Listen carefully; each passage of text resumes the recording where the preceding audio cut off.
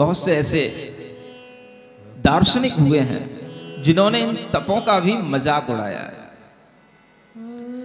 वो उनकी अज्ञानता है, मैं मानता हूं, लेकिन भोग प्रधान दुनिया में जब ऐसे दार्शनिक उपदेश देते हैं तो अनेक भोगी लोग उनकी ओर आकर्षित होते हैं और वो कहते हैं कि दुनिया में लोग इतने अज्ञानी हैं कि लोग उनको पूछते हैं जो भूखे रहते हैं, लोग उनको पूछते हैं जो अपना शरीर सुखाते हैं, लोग उनको पूछते हैं जो अपने आप को कष्ट देते हैं, लोग उनको पूछते हैं जो अपने भीतर दुखी रहते हैं।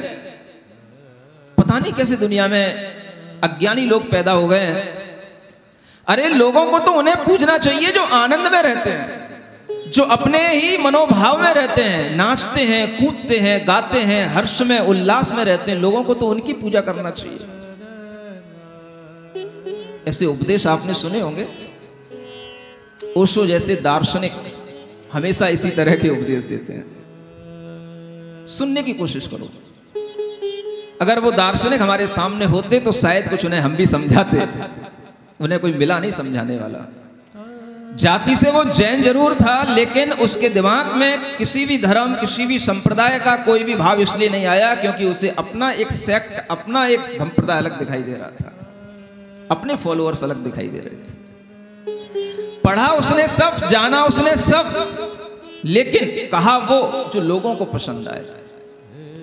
ये भोगी लोग, भोग प्रधान लोग कभी भी तप को पसंद नहीं करेंगे। अगर हम त्याग तपस्या की बात करेंगे तो हमारी सभा में एक भी आदमी नहीं दिखेगा, उसे पता था। इसलिए वो कभी भोगियों के सामने कभी भी त्याग तपस्या की बात नहीं करता था। त्याग तपस्या का माखौल उड़ाता था। और उसे अगर शायद ये पता होता कि कभी भी अगर लोग सही बात को समझेंगे तो चाहे वो बात त्याग की हो, चाहे तपस्या की हो, लोगों को अगर हमें सही रास्ते पर लाना है तो हमें सही ज्ञान देना पड़ेगा।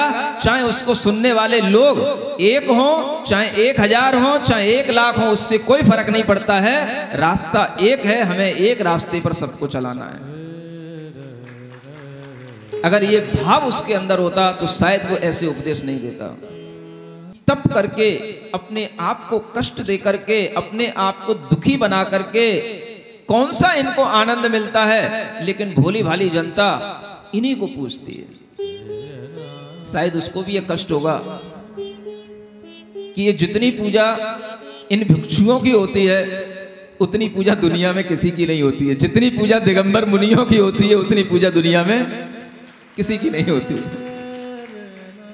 ये उसको कष्ट रहा होगा और इसी कष्ट के जरिए उसने ये उपदेश दिया।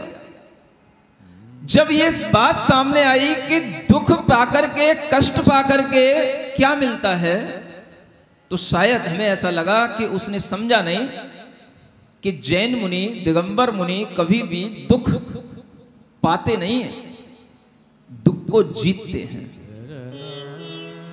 दिगंबर मुनि कभी भी कष्ट को सहन करके उस कष्ट से ऊपर उठ जाते हैं और उनके पास में कुछ ऐसा होता है जो बाहर दिखाई नहीं देता है, जिसका आनंद, जिसका रस वो भीतर से लेते हैं। और वह रस उन्हें तभी आता है जब हम भोगों को छोड़ते हैं।